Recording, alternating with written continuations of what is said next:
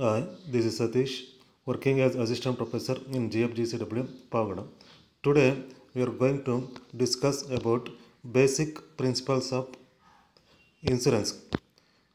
Basic principles of insurance contract. This concept is taken from insurance chapter. Now, we will discuss principles of insurance. In principles of insurance, first one is nature of contract.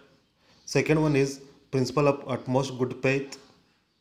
Next, principle of insurable interest.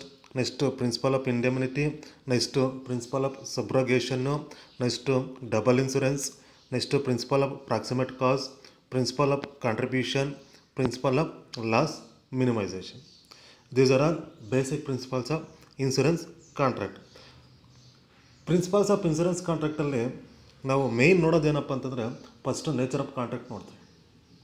Insurance ಅನ್ನೋದು contract ಆಗಿರಬೇಕು ಅಂತ ಹೇಳೋದು. Principle of utmost good faith. Insurance ಅನ್ನೋದು utmost good faith ಆಗಿರ್ಬೋದು, ಅಂದರೆ two parties ನಡುವೆ honesty ಇರಬೇಕು ಅಂತ ಹೇಳೋದು. Next principle of insurable interest, principle of indemnity, principle of subrogation, double insurance, principle of proximate cause, principle of contribution, principle of loss minimisation. These are main fundamental R basic principles of insurance. ಈಗ ನಾವು one by one discuss ಮಾಡೋದಾಯ್ತಪ್ಪ ಅಂತಂದರೆ, first nature of contract. Nature of contract ಅಂತಂದರೆ already we discussed in introduction part of insurance. That is insurance is a contract between two parties. Insurance ಅನ್ನೋದು contract ಆಗಿರುತ್ತೆ two ಪಾರ್ಟೀಸ್ನಲ್ಲಿ. Here one party transfers his risk to another party. ಒಬ್ಬ party ಏನು ಮಾಡ್ತಾನೆ, ರಿಸ್ಕ್ನ transfer ಮಾಡ್ತಾನೆ ಇನ್ನೊಬ್ಬ party. ಅಥವಾ one party makes an offer or proposal of a contract to other party. ಒಬ್ಬ ಪಾರ್ಟಿ ಏನು ಮಾಡ್ತಾನೆ ಅಂತಂದರೆ ಕಾಂಟ್ರಾಕ್ಟ್ನ ಪ್ರಪೋಸಲ್ಲು ಕೊಡ್ತಾನೆ. ಯಾರಿಗೆ? ಇನ್ಶೂರರು ಇನ್ಶೂರ್ಡ್ ಪರ್ಸನ್ ಕೊಡ್ತಾರೆ. ಅದನ್ನು ಅಕ್ಸೆಪ್ಟ್ ಮಾಡಿದ್ರೆ ಯಾರು? ಇನ್ಶೂರ್ಡ್ ಪರ್ಸನ್ನು. ಅದು ಏನಾಗುತ್ತೆ ಅಂದರೆ ಕಾಂಟ್ರಾಕ್ಟ್ ಆಗುತ್ತೆ. ಸೊ ನೇಚರ್ ಆಫ್ ಕಾಂಟ್ರಾಕ್ಟಲ್ಲಿ ಏನಾಗುತ್ತೆ ಅಂದರೆ, nature of contract is a fundamental principle of insurance contract. An insurance contract comes into existence when one party makes an offer or proposal of a contract and other party accepts the proposal. A contract should be simple to be a valid contract. The person entering into a contract should enter with his free consent. Free consent ಅಂತಂದರೆ policy ಹೋಲ್ಡರ್ನ ಒಪ್ಪಂದದ ಇದು ಅಂದರೆ permission ಮೇಲೆ ಅವ್ನು ಒಪ್ಪಿದ್ರೆ ಮಾತ್ರ ಅದೇನಾಗುತ್ತೆ ಅಂದರೆ ಕಾಂಟ್ರಾಕ್ಟ್ ಆಗುತ್ತೆ. ಈಗ ಇನ್ಸೂರೆನ್ಸ್ ಕಂಪ್ನಿ ಪ್ರಪೋಸಲ್ ಕೊಡ್ತು ಅಂತ ಅಂದರೆ ಅದನ್ನು ಒಪ್ಕೋಬೇಕಂತೇನಿಲ್ಲ. ಬಟ್ ಯಾವಾಗ ಇಬ್ಬರು ನಡುವೆ ಒಪ್ಪಂದ ಏರ್ಪಡುತ್ತೋ, ಪಾಲಿಸಿ ಹೋಲ್ಡರು ಅದನ್ನು ಅಂದರೆ ಯಾರು ಕಸ್ಟಮರ್ ಅಂತ ಏನು ಕನ್ಸಿಡರ್ ಮಾಡ್ತೀವಿ, ಇನ್ನೊಬ್ಬ ಪಾರ್ಟಿಗೆ ಯಾರು ಪ್ರಪೋಸಲ್ ಕೊಟ್ಟಿರ್ತಾನೆ ಆ ಪ್ರಪೋಸಲ್ ಅವ್ನು ಅಕ್ಸೆಪ್ಟ್ ಮಾಡಬೇಕು. ಅಕ್ಸೆಪ್ಟ್ ಮಾಡಿದ್ರೆ ಆಗ ಕಾಂಟ್ರಾಕ್ಟು ಆಗುತ್ತೆ. ಆ ಪ್ರಪೋಸಲ್ ಕೊಟ್ಟಾಗ ಇವನ್ನ ರಿಜೆಕ್ಟ್ ಮಾಡಿದ್ರೆ ಅಲ್ಲಿ ಕಾಂಟ್ರಾಕ್ಟ್ ಬರೋದಿಲ್ಲ. ಸೊ ಹಾಗಾಗಿ insurance is a contract between two parties, that is insured and insurer. Insured ಮತ್ತು ಇನ್ಶೂರರ್ ನಡುವೆ ಆಗುವಂಥ contract. An insurance contract comes into existence. ಯಾವಾಗ ಅದು ಕಾಂಟ್ರಾಕ್ಟ್ ಅನ್ನೋದು ಎಕ್ಸಿಸ್ಟೆನ್ಸ್ ಬರುತ್ತೆ ಅಂತಂದರೆ, when one party makes an offer or proposal of a contract and the other party accepts the proposal. ಒಬ್ಬ party ಅಂದರೆ ಇನ್ಶೂರರ್ ಅಥವಾ insurance company makes an offer or proposal of a contract. Insurance company proposal ಕೊಡುತ್ತೆ. Insurance company proposal ಕೊಟ್ಟ ಮೇಲೆ ಇನ್ನೊಬ್ಬ party ಅಂತ ಯಾರು ಬರ್ತಾರೆ ಅಂದರೆ ಇನ್ಶೂರ್ಡ್ ಪರ್ಸನ್ಸ್ ನಾವು ಏನು ಕನ್ಸಿಡರ್ ಮಾಡ್ತೀವಿ, ಅಥವಾ ಕಸ್ಟಮರೇ ಆಗಿರ್ಬೋದು ಅಥವಾ ಪಾಲಿಸಿ ಹೋಲ್ಡರು, ಅವನು ಆ ಪ್ರಪೋಸಲ್ ಅಕ್ಸೆಪ್ಟ್ ಮಾಡಿಕೊಂಡಾಗ ಮಾತ್ರ ಅದೇನಾಗುತ್ತೆ ಅಂತಂದರೆ ಕಾಂಟ್ರಾಕ್ಟ್ ಆಗುತ್ತೆ. A contract should be simple to be a valid contract. The person entering into a contract should enter with his free consent. Enter with is free consent ಅಂತಂದರೆ ಅಲ್ಲಿ ಅವನು ಒಪ್ಪಿದ್ರೆ ಮಾತ್ರ ಅದೇನಾಗುತ್ತದೆ ಕಾಂಟ್ರಾಕ್ಟ್ ಆಗುತ್ತೆ. ಅವನ ಒಪ್ಪಿಗೆ ಮೇರೆಗೆ ಅದೇನಾಗುತ್ತೆ ಅಂದರೆ ಕಾಂಟ್ರಾಕ್ಟ್ ಆಗುತ್ತೆ.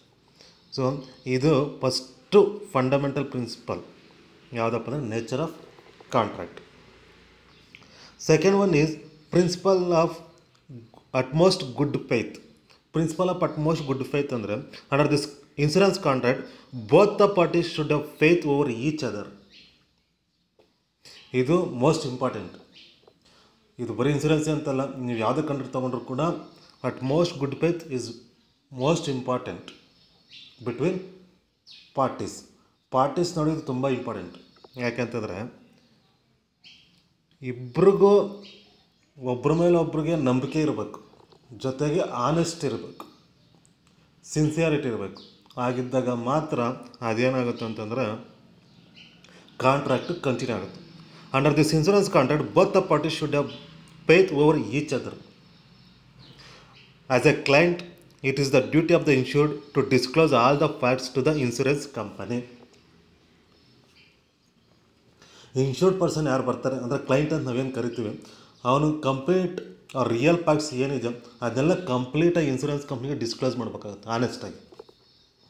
ಯಾಕಂತಂದರೆ ಟರ್ಮ್ಸ್ ಆ್ಯಂಡ್ ಕಂಡೀಷನ್ಸ್ ಇರುತ್ತೆ. ಒಂದು ಇನ್ಸೂರೆನ್ಸ್ ಪಾಲಿಸಿನ ತೊಗೋಬೇಕಂತಂದರೆ the follow some terms and conditions. ಆ ಟರ್ಮ್ಸ್ ಆ್ಯಂಡ್ ಕಂಡೀಷನ್ಸ್ನ ಫಾಲೋ ಮಾಡಬೇಕಾಗುತ್ತೆ. ಆ ಟರ್ಮ್ಸ್ ಆ್ಯಂಡ್ ಕಂಡೀಷನ್ಸ್ ಪ್ರಕಾರ ಅವನು ಏನು ರಿಯಲ್ ಫ್ಯಾಕ್ಟ್ಸ್ ಇದೆಯೋ ಅಥವಾ ಏನು ಇನ್ಫಾರ್ಮೇಷನ್ಸ್ ಇದೆಯೋ ಆ ಇನ್ಫಾರ್ಮೇಷನ್ಸ್ನ ಇನ್ಸೂರೆನ್ಸ್ ಕಂಪ್ನಿಗೆ ಹೇಳ್ಬೇಕಾಗುತ್ತೆ.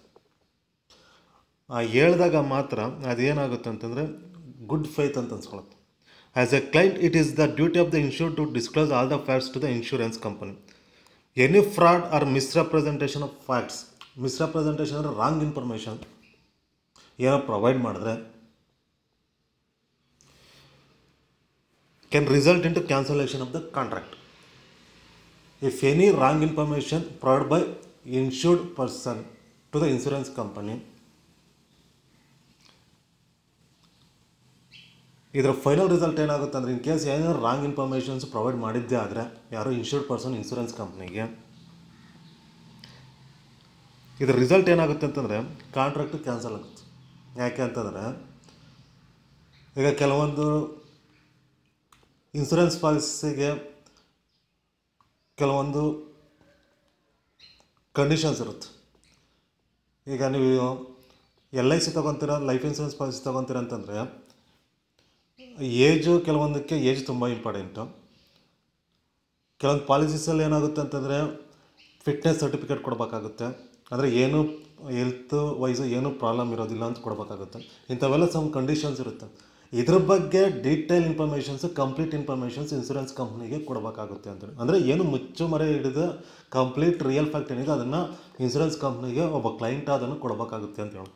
ಹಾಗಾಗಿ principle of utmost good faith ಅಂತಂದರೆ under this insurance contract both the parties should have faith over each other. As a client it is the duty of the insured to disclose all the facts to the insurance company. Any fraud or misrepresentation of facts can result into cancellation of the contract. ಏನೇ wrong information provide ಮಾಡಿದ್ರೆ ಅದು any time contract ಅನ್ನೋದು cancel ಆಗ್ತದೆ. Next principle is principle of insurable interest. Principle of insurable interest. So insurable interest ಅಂತಂದರೆ ಏನಪ್ಪ ಅಂದರೆ under this principle of insurance the insured must have interest in the subject matter of the insurance. ಅಂದರೆ policy holder ಅಂತ ಏನು ನಾವು consider ಮಾಡ್ತೀವಿ insured, the insured must have interest in the subject matter of the insurance. Insured ಪರ್ಸನ್ಗೆ insurance ಮೇಲೆ interest ಇರಬೇಕು. ಅಂದರೆ it means reasonable concern of a person to obtain insurance. Reasonable concern ಇರಬೇಕಾಗುತ್ತೆ ಪರ್ಸನ್ಗೆ ಇನ್ಸೂರೆನ್ಸ್ ತೊಗೊಳೋದಕ್ಕೆ. ಸೊ ಹಾಗಾಗಿ the insured must have interest in the subject matter. So, subject matter of the insurance. Absence of insurance makes the contract null and void. Absence of insurance makes the contract null and void. If there is no insurable interest, an insurance company will not issue a policy. ಈಗ insured ಪರ್ಸನ್ಸ್ಗೆ ಯಾವುದೇ ರೀತಿ interest ಇಲ್ಲ ಅಂತಂದರೆ insurance ಮೇಲೆ, so insurance company will not issue A policy. ಅದು policy issue ಮಾಡೋದಕ್ಕೆ ಬರೋದಿಲ್ಲ. ಯಾಕಂತಂದರೆ ಪಾಲಿಸಿ ತಗೊಳ್ಳೋರಿಗೆ ಆ ಇನ್ಸೂರೆನ್ಸ್ ಮೇಲೆ ಇಂಟ್ರೆಸ್ಟ್ ಇದ್ದರೆ ಮಾತ್ರ ಏನು ಮಾಡುತ್ತೆ ಇನ್ಸೂರೆನ್ಸ್ ಕಂಪ್ನಿ ಪಾಲಿಸಿ ಇಶ್ಯೂ ಮಾಡೋಕ್ಕಾಗುತ್ತೆ. ಅವ್ರಿಗೆ ಇಂಟ್ರೆಸ್ಟ್ ಇಲ್ಲ ಅಂತಂದರೆ ಪಾಲಿಸಿ ಇಶ್ಯೂ ಮಾಡೋದಕ್ಕೆ ಬರೋದಿಲ್ಲ. An insurable interest must exist at the time of the purchase of the insurance. For example, a creditor has an insurable interest in the life of a debtor. A person is considered to have an unlimited interest in the life of their spouse.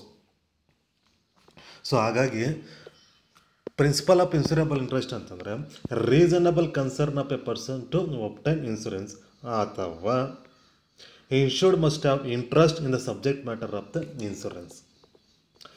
Insurance ತೊಗೋಬೇಕು ಅಂತಂದರೆ ಯಾರು insured party ಯಾರು ಬರ್ತಾರೆ ಅವನಿಗೆ ಅದ್ರ ಮೇಲೆ insurance ಮೇಲೆ interest ಇದ್ದರೆ ಮಾತ್ರ insurance company will issue policy. Insurance company ಪಾಲಿಸಿನ ಇಶ್ಯೂ ಮಾಡ್ಬೋದು. Otherwise insurance company will not issue policy. ಅವ್ನಿಗೆ ಇಂಟ್ರೆಸ್ಟ್ ಇಲ್ಲ ಅಂತಂದರೆ ಇನ್ಸೂರೆನ್ಸ್ ಕಂಪ್ನಿ ಪಾಲಿಸಿನ ಇಶ್ಯೂ ಮಾಡೋದಕ್ಕೆ ಬರೋದಿಲ್ಲ. Next principle is principle of indemnity. Principle of indemnity ಅಂತಂದರೆ indemnity means security or compensation against loss or damage. Indemnity ಅಂತಂದರೆ make compensation pay ಮಾಡೋದು. So indemnity ಅಂತಂದರೆ indemnity means a security or compensation against loss or damage. The principle of indemnity is such principle of insurance stating that an insured may not be compensated by the insurance company in an amount exceeding the insured's economic loss. In type of insurance, the insured would be compensation with the amount equivalent to the actual loss and not the amount exceeding the loss. This is a regulatory principle. The principle is observed more strictly in property insurance than in life insurance. The purpose of this principle is to set back the insured to the same financial position that existed before the loss or damage occurred. Principle of indemnity ಅಂತಂದರೆ indemnity means security or compensation against loss or damage. The principle of indemnity is such principle of insurance stating that an insured may not be compensated by the insurance company in an amount exceeding the insured economic loss. ಅಂದರೆ ಇಲ್ಲಿ ಏನು ಹೇಳುತ್ತೆ ಅಂತಂದರೆ ಏನು ಅವನು insured ಮಾಡಿಸಿರ್ತಾನೋ, ಒಬ್ಬ ಇನ್ಶೂರ್ಡು ಏನು ಅವನು ಪಾಲಿಸಿ ತಗೊಂಡಿರ್ತಾನೋ ಆ ಪಾಲಿಸಿ ಅಮೌಂಟು ಅಂದರೆ insurance company in an amount exceeding the insured economic loss. ಇಲ್ಲಿ ಕ್ಲಿಯರ್ ಆಗಿದ್ದಾನೆ ಏನಪ್ಪ ಅಂತಂದರೆ the principle of indemnity is such principle of insurance stating that an insured may not be compensated. ಅಂದರೆ ಅವ್ರಿಗೆ ಏನು ಅವ್ರು ಕಾಂಪನ್ಸೇಷನ್ ಅಮೌಂಟು ಪೇ ಮಾಡುತ್ತೋ ಆ ಕಾಂಪನ್ಸೇಷನ್ ಅಮೌಂಟು ಆಕ್ಚುಲ್ ಲಾಸ್ ಏನಾಗಿರುತ್ತೋ ಆಕ್ಚುಲ್ ಲಾಸ್ನ ಕ್ರಾಸ್ ಮಾಡಿರಬಾರ್ದು ಅಂತ ಹೇಳುತ್ತೆ. ಅದನ್ನೇ ಅವ್ನು ಕ್ಲಿಯರಾಗಿ ಹೇಳ್ಬೋದು. In such principle of insurance stating that an insured may not be compensated by the insurance company in an amount exceeding the insured economic loss.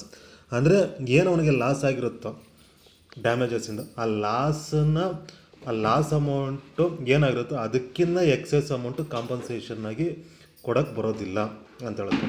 In type of insurance the insured would be compensation with the amount equivalent to the actual loss and not the amount exceeding the loss. ಅಂದರೆ ಏನು actual loss ಆಗಿರುತ್ತೋ ಆ actual ಲಾಸ್ಗೆ ಈಕ್ವಲೆಂಟಾಗಿ compensation ಇರಬೇಕು ಅಂತ ಹೇಳುತ್ತೆ. Not the amount exceeding the loss. ಆ ಲಾಸ್ಗಿನ amount exceed ಆಗಿರಬಾರ್ದು compensation amount. This is a regulatory principle. This principle is observed more strictly in property insurance than in life insurance. ಅಂದರೆ ಇದು ತುಂಬ ಸ್ಟ್ರಿಕ್ಟಾಗಿ ಫಾಲೋ ಮಾಡೋದು ಎಲ್ಲಿ ಮಾಡ್ತಾರೆ ಅಂತಂದರೆ ಪ್ರಾಪರ್ಟಿ ಇನ್ಸೂರೆನ್ಸಲ್ಲಿ ಮಾಡ್ತಾರೆ. The purpose of this principle is to set back the insured to the same financial position that existed before the loss or damage occurred. Next principle is principle of subrogation. So the principle of subrogation enables the insured to claim the amount from the third party responsible for the loss. It allows the insurer to pursue legal methods to recover the amount of loss. ಅಂದರೆ ಏನಪ್ಪ ಅಂತಂದರೆ principal of subrogation ಅಂತಂದರೆ a legal right the insurance company holds to legally pursue a third party responsible for the damages caused to the insured. ಅಂದರೆ ಏನಾದರೂ damages ಆಯ್ತಪ್ಪ ಅಂತಂದರೆ insurance ಕಂಪ್ನಿಗೆ ಲೀಗಲಾಗಿ right ಇರುತ್ತೆ ಥರ್ಡ್ ಪಾರ್ಟಿಯಿಂದ ಅದನ್ನ ರಿಕವರಿ ಮಾಡ್ಕೊಳ್ಳೋದು. ಅದನ್ನೇ ಪ್ರಿನ್ಸಿಪಲ್ ಆಫ್ ಸಬ್ರಗೇಷನ್ ಅಂತ. ಅಂದರೆ example, if you get injured in a road accident due to reckless driving of a third party, ಒಬ್ಬ ಥರ್ಡ್ ಪಾರ್ಟಿಯ ಏನು ನೆಗ್ಲಿಜೆನ್ಸ್ ಅಥವಾ ರೆಕ್ಲೆಸ್ ಡ್ರೈವಿಂಗಿಂದ ಏನಾದ್ರು ರೋಡ್ ಆಕ್ಸಿಡೆಂಟ್ ಆಗಿ ನೀವು ಇಂಜೂರ್ಡ್ ಆಯ್ತಪ್ಪ ಅಂತಂದರೆ the insurance company will compensate your loss. ಆಗ ಏನಾಗುತ್ತೆ, ಇನ್ಸೂರೆನ್ಸ್ ಕಂಪ್ನಿ ನಿಮ್ಗೆ ಕಾಂಪನ್ಸೇಷನ್ ಕೊಡುತ್ತೆ and will also sue that the third party to recover the money paid as claim. Third ಪಾರ್ಟಿಯಿಂದ ಏನು ಕಾಂಪನ್ಸೇಷನ್ ಕೊಟ್ಟಿರುತ್ತೋ ಆ ಕಾಂಪನ್ಸೇಷನ್ ರಿಕವರಿ ಮಾಡ್ಕೊಳ್ಳೋದಕ್ಕೆ ಲೀಗಲಾಗಿ ರೈಟ್ಸ್ ಇರುತ್ತೆ ಅಂತ. ಇದನ್ನೇ ಪ್ರಿನ್ಸಿಪಲ್ ಆಫ್ ಸಬ್ರಗೇಷನ್ ಅಂತ. ಸೊ ಪ್ರಿನ್ಸಿಪಲ್ ಆಫ್ ಸಬ್ರಗೇಷನ್ ಅಂತಂದರೆ a legal right the insurance company holds to legally pursue a third party responsible for the damages caused to the insured. Insured ಪರ್ಸನ್ಸ್ಗೆ ಏನಾದರೂ damages ಆಯ್ತಪ್ಪ ಅಂತಂದರೆ ಆ ಡ್ಯಾಮೇಜಸ್ ಮಾಡಿದಂಥ third ಪಾರ್ಟಿಯಿಂದ ಏನು ಕಾಂಪನ್ಸೇಷನ್ ಪೇ ಮಾಡಿರುತ್ತೆ ಇನ್ಸೂರೆನ್ಸ್ ಕಂಪ್ನಿ, ಆ ಕಾಂಪನ್ಸೇಷನ್ ಅಮೌಂಟ್ನ ರಿಕವರಿ ಮಾಡ್ಕೊಳ್ಳೋದಕ್ಕೆ ರೈಟ್ಸ್ ಇರುತ್ತೆ ಅಂತೇಳಿ. It allows the insurer to pursue legal methods to recover the amount of loss. So ಇದು ಲೀಗಲ್ ಮೆಥಡ್ ಆಗಿರುತ್ತೆ ರಿಕವರಿ ಮಾಡ್ಕೊಳ್ಳೋಂಥದ್ದು. Next principle is double insurance. Double insurance ಅಂತಂದರೆ double insurance denotes insurance of same subject matter with two different companies or with the same company under two different policies. Insurance is possible in case of indemnity contract like fire, marine and property insurance. Double insurance policy is adopted where the financial position of the insurer is doubtful. The insured cannot recover more than the actual loss and cannot claim the whole amount from both the insurers. Double insurance ಅಂತಂದ್ರೆ ಏನಪ್ಪ ಅಂತಂದರೆ double insurance denotes insurance of same subject matter with two different companies or with the same company. ಅಂದರೆ ಎರಡು company ಈಗ same ಈಗ ಒಂದೇ property ಮೇಲೆ ಎರಡು ಕಂಪ್ನಿನಲ್ಲಿ ಏನು ಇನ್ಸೂರೆನ್ಸ್ ತೊಗೊಳ್ಳೋಂಥದ್ದು. Double insurance denotes the insurance of same subject matter with two different company or with the same company under two different policies. Same subject matter ಮೇಲೆ ಎರಡು ಕಂಪ್ನಿನಲ್ಲಿ ಇನ್ಸೂರೆನ್ಸ್ ಪಾಲಿಸಿ ತಗೋಬೋದು. ಇಲ್ಲ ಅಂತಂದರೆ ಒಂದೇ ಇನ್ಸೂರೆನ್ಸ್ ಕಂಪ್ನಿನಲ್ಲಿ ಡಿಫ್ರೆಂಟ್ ಪಾಲಿಸೀಸ್ ತಗೋಬೋದು. Insurance is possible in case of indemnity contract like fire, marine and property insurance. ಇಲ್ಲಿ ಏನಾಗುತ್ತೆ ಅಂತಂದರೆ double insurance policy is adopted where the financial position of the insurer is doubtful. The insured can not recover. ಇಲ್ಲಿ ನೀವು double insurance ತೊಗೊಂಡ್ರೂ ಕೂಡ ಈಗ same subject matter ಮೇಲೆ ಎರಡು ಕಂಪ್ನಿನಲ್ಲಿ ನೀವು ಇನ್ಸೂರೆನ್ಸ್ ಪಾಲಿಸಿ ತೊಗೊಂಡಿರ್ತೀರ ಸೇಮ್ ಸಬ್ಜೆಕ್ಟ್ ಮ್ಯಾಟ್ರಲ್ಲಿ. ಇಲ್ಲೇನಾಗುತ್ತೆ ಅಂದರೆ the insured can not recover more than the actual loss. ಈಗ ನಿಮಗೇನೋ ಒಂದು ಲಾಸ್ ಆಗಿರುತ್ತೆ, ಆ ಲಾಸ್ ಅಷ್ಟೇ ನೀವು ಏನು ಮಾಡೋದು ಕಾಂಪನ್ಸೇಷನ್ ತೊಗೊಳೋದಕ್ಕೆ ರೈಟ್ ಇರುತ್ತೆ. ಆ ಲಾಸ್ಗಿನ್ನ ಜಾಸ್ತಿ ನೀವು ಕಾಂಪನ್ಸೇಷನ್ ತೊಗೊಳೋದಕ್ಕೆ ಆಗೋದಿಲ್ಲ. And cannot claim the whole amount from both the insurers. ಏನು ನೀವು ಎರಡು ಕಂಪ್ನಿಯಲ್ಲಿ ಇನ್ಸೂರೆನ್ಸ್ ತೊಗೊಂಡಿರ್ತೀರೋ ಆ ಎರಡು ಕಂಪ್ನಿಯಿಂದ ನಿಮಗೆ ಆಕ್ಚುಯಲ್ ಲಾಸ್ ಏನಾಗಿರುತ್ತೋ ಅಷ್ಟು ಮಾತ್ರ ನೀವು ಕಾಂಪನ್ಸೇಷನ್ ತೊಗೊಳೋದಕ್ಕೆ ಚಾನ್ಸ್ ಇರುತ್ತೆ. ಅದಕ್ಕಿಂತ ಎಕ್ಸೆಂಡ್ ನೀವು ತೊಗೊಳೋದಕ್ಕೆ ಚಾನ್ಸಸ್ ಇರೋದಿಲ್ಲ. Next principle of proximate cause. Principle of proximate cause ಅಂತಂದರೆ proximate cause literally means the nearest cause or direct cause. The principle is applicable when the loss is the result of two or more causes. The proximate cause means the most dominant and most effective cause of loss is considered. This principle is applicable when there are series of causes of damages or loss. Proximate cause literally means the nearest cause or direct cause. Nearest cause ಯಾವುದಿರುತ್ತೋ ಅದನ್ನು ನಾವು ಏನು ಮಾಡ್ತೀವಿ ಅಂದರೆ ಪ್ರಾಕ್ಸಿಮೇಟ್ ಕಾಸ್ ಅಂತ consider ಮಾಡಿ. This principle is applicable when the loss is the result of two or more causes. The proximate cause means the most dominant and most effective cause of loss is considered. ಅಂದರೆ ಇಲ್ಲಿ ನಾವು consider ಮಾಡೋದು ಯಾವುದಪ್ಪ ಅಂದರೆ nearest cause ಅಥವಾ direct ಕಾಸ್ ಏನಾಗಿರುತ್ತೋ loss ಆಗೋದಕ್ಕೆ ಅಥವಾ dominant ಕಾಸ್ ನಾವು ಕನ್ಸಿಡರ್ ಮಾಡ್ತೀವಿ. ಈಗ this principle is applicable when the loss is the result of 2 or more causes. ಒಂದು ಲಾಸ್ ಆಗಬೇಕು ಅಂತಂದರೆ ಅದಕ್ಕೆ ಡಿಫ್ರೆಂಟ್ ರೀಸನ್ಸ್ ಇರುತ್ತೆ. When the loss is the result of 2 or more causes, the proximate cause means the most dominant or most effective cause of loss is considered. ಆ loss ಆಗೋದಕ್ಕೆ direct cause ಯಾವುದಿರುತ್ತೆ, direct reason ಏನಿರುತ್ತೋ ಅದನ್ನು ಮಾತ್ರ consider ಮಾಡ್ಕೋತಾರೆ.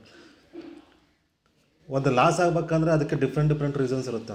But ಆ loss ಆಗೋದಕ್ಕೆ most effective ಅಥವಾ ಡಾಮಿನೆಂಟ್ ಕಾಸ್ ಯಾವುದಿರುತ್ತೋ ಅಥವಾ ಡೈರೆಕ್ಟ್ ಕಾಸ್ ಯಾವುದಿರುತ್ತೋ ಅದನ್ನು ಮಾತ್ರ ನಾವು ಏನು ಇನ್ಶೂರೆನ್ಸ್ ಕಂಪ್ನಿ ಕನ್ಸಿಡರ್ ಮಾಡುತ್ತೆ. ಅದಕ್ಕೆ ಪ್ರಿನ್ಸಿಪಲ್ ಆಫ್ ಪ್ರಾಕ್ಸಿಮೇಟ್ ಕಾಸ್ಟ್ ಅಂತಂದರೆ, in proximate cause literally means the consider nearest cause or direct cause. Nearest cause ಅಥವಾ ಡೈರೆಕ್ಟ್ ಕಾಸ್ನ ಕನ್ಸಿಡರ್ ಮಾಡ್ತೀವಿ. This principle is applicable when the loss is the result of 2 or more causes. The proximate cause means the most dominant and most effective cause of loss is considered. This principle is applicable when there are series of causes of damage or loss. Nearest ಅಥವಾ direct ಕಾಸ್ ಯಾವುದಿರುತ್ತೋ ಲಾಸಸ್ಗೆ ಅದನ್ನು ಮಾತ್ರ ಏನು ಮಾಡ್ತಾರೆ ಅಂದರೆ consider ಮಾಡ್ತಾರೆ. ಅದನ್ನು ನಾವೇನು consider ಮಾಡ್ತೀವಿ ಅಂದರೆ principle of proximate cause. Proximate cause means nearest, consider nearest cause or direct cause. Next one, principle of contribution. Principle of contribution is a principle of contribution means according to this principle the insured can claim the compensation only to the extent of actual loss, either from all insurers or from any one insurer. If one insurer pays full compensation, then that insurer can claim proportionate claim from the other insurers. ಇಲ್ಲಿ contribution, principle of contribution ಅಂತಂದರೆ it applies to all contracts of indemnity. If the insured has taken out more than one policy on the same subject matter. ಇಲ್ಲಿ insured person ಏನಾದರೂ ಒಂದು same subject ಮ್ಯಾಟರಲ್ಲೇ ಒಂದಕ್ಕಿಂತ ಜಾಸ್ತಿ policy ತೊಗೊಂಡಿದ್ರೆ, if the insured has taken out more than one policy on the same subject matter, according to this principle the insured can claim the compensation only to the extent of actual loss. on more than one policy ತಪ್ಪು ಅಂತಂದ್ರೂ ಕೂಡ ಅವನು actual loss ಏನಾಗಿರುತ್ತೋ ಅದಕ್ಕಿಂತ ಜಾಸ್ತಿ compensate ಮಾಡೋದಕ್ಕಾಗೋದಿಲ್ಲ. ಈಗ for example ನಿಮಗೆ 10 lakh rupees compensation ಆಯ್ತಪ್ಪ ಅಂತಂದರೆ ನೀವು ಮೋರ್ ದೆನ್ 2 ಅಥವಾ 3 ಪಾಲಿಸೀಸ್ ತೊಗೊಂಡಿದ್ರು ಕೂಡ 10 lakhs ಕ್ರಾಸ್ ಆಗ್ಬಾರ್ದು ಕಾಂಪನ್ಸೇಷನ್. ಈಗ ಆ 10 lakh rupees ಒಬ್ಬ ಇನ್ಶೂರರೇ ಪೇ ಮಾಡ್ಬೋದು. ಒಬ್ಬ ಇನ್ಶೂರರ್ ಪೇ ಮಾಡಿ ಆ 10 lakh rupees ಅವನೇನು ಪೇ ಮಾಡಿರ್ತಾನೆ ಅದನ್ನು ಬೇರೆ ಪಾಲಿಸಿ ಏನು ತೊಗೊಂಡಿರ್ತಾನೆ ಬೇರೆ ಇನ್ಶೂರೆನ್ಸ್ ಕಂಪ್ನಿ ಅದರಿಂದ ಬೇಕಾದ್ರೆ ರಿಕವರಿ ಮಾಡ್ಕೋಬೋದು. ಇಲ್ಲ ಅಂತಂದರೆ ಒಂದು insurance company some portion pay ಮಾಡಿ ಇನ್ನೊಂದು ಇನ್ಶೂರೆನ್ಸ್ ಕಂಪನಿ ರಿಮೈನಿಂಗ್ ಪೋರ್ಷನ್ನು ಪೇ ಮಾಡ್ಬೋದು. ಸೊ ಹಾಗಾಗಿ ಇದನ್ನ ಏನು ಹೇಳ್ತಾರೆ ಅಂತಂದರೆ, if the insured has taken out more than one policy on the same subject matter, according to this principle, the insured can claim the compensation only to the extent of actual loss, either from all insurers or from any one insurer. ಅದು ಎಲ್ಲ ಇನ್ಶೂರರ್ಸ್ ಕಡೆಯಿಂದನೂ ತೊಗೋಬೋದು ಅಥವಾ ಒಂದು ಇನ್ಶೂರರ್ ಕಡೆಯಿಂದನೂ ಕೂಡ ಅದನ್ನ claim ಮಾಡ್ಕೋಬೋದು. If one insurer pays full compensation, then that insurer can claim proportionate claim from the other insurers.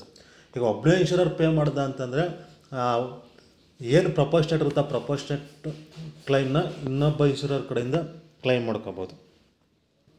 Next principle is principle of loss minimisation. So principle of loss minimisation ಅಂತಂದರೆ, according to the principle of loss minimisation, insured must always try his level best to minimize the loss of his insured property. According to this principle, insured must always try his level best to minimize the loss of his insured property. ಏನು insured ಇರ್ತಾನೋ ಅವನು maximum try ಮಾಡಬೇಕು. ಏನಪ್ಪ ಅಂತಂದರೆ ಲಾಸ್ನ ಎಷ್ಟು possibilities ಇರುತ್ತೋ ಅಷ್ಟನ್ನು minimise ಮಾಡೋದಕ್ಕೆ try ಮಾಡ್ತಾನೆ. In case of uncertain events like fire outbreak or blast etc., the insured must take all possible measures and necessary steps to control and reduce the losses in such scenario.